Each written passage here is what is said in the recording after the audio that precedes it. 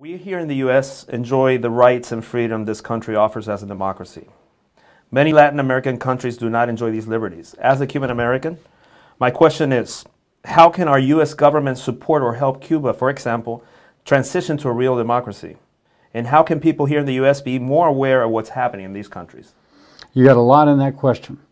Let me just start with the Western Hemisphere and make it even more. I think the United States has not paid enough attention to the Western Hemisphere. And now we see, instead of us influencing Venezuela, Venezuela has been influenced more by Cuba.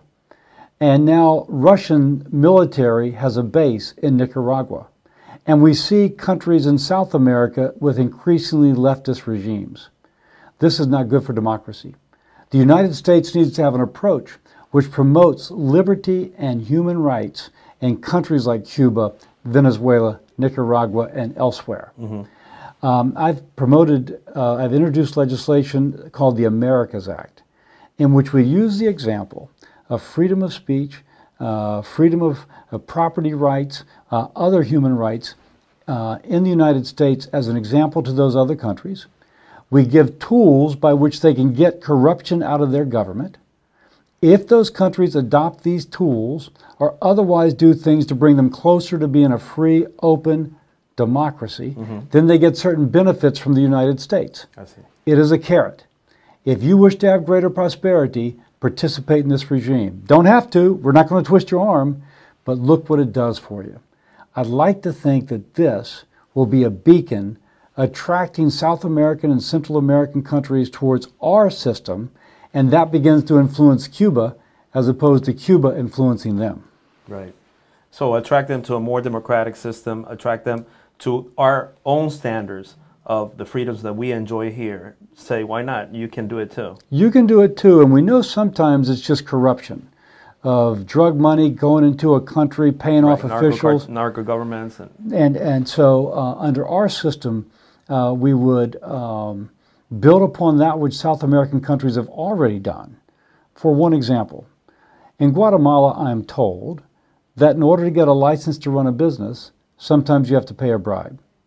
There's some South American countries where you register for that business online. Go on the internet, you get it, you don't have to pay a bribe, you get your certificate online. This squeezes out that little layer of corruption. And it's a start and an example of what you can do across an entire economy, where things that now take a personal consideration so they never happen or they only happen in the informal environment, you allow it to take place in a way which is more transparent, in which there's less opportunity for corruption. Now, it's happened elsewhere in South America and Latin America. It can happen everywhere in Latin America. We're trying to promote that. I see. We have to showcase a little more of our democracy all around the world, and in this case in Latin America.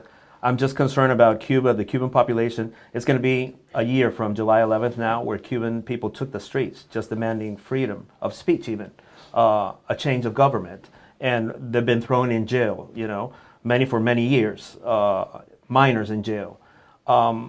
It seems like our people here in the U.S. don't see the problem, how serious it is in Cuba. And it's right there. I see that problem because I speak to Cuban Americans. And in Congress, there are those who, like Bob Menendez and Marco Rubio, who are Cuban American. But in my office, I have a young man working for me, and I've said, I want Latin America to be our focus. How do we start paying attention in a way that creates more prosperity there? We wonder why people are fleeing Cuba or fleeing Nicaragua and coming to our southern border. It's because their countries are so poorly managed, because their regimes are so oppressive. Let's see what we can do to lift that oppression, to allow their potential to develop in their own country. Right. And become a better partner with us as opposed to inviting Russian troops in. Many people are fleeing Cuba not only because of the economical circumstances, but also because of the fear.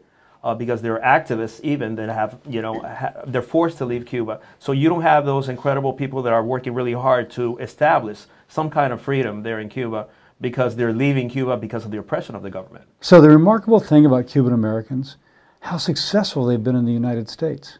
Isn't it remarkable? Now, imagine if those same successful people were still in Cuba. Exactly. Cuba would be the Switzerland of the Western Hemisphere. But because that oppressive regime wants to have power, it forces people out who otherwise would be able to elevate everybody else. Right. Now, the greatest strength of the Free Cuba movement are Cubans who have left who wish Cuba to be free. Yes. And we should encourage that movement however we can. Thank you, Senator.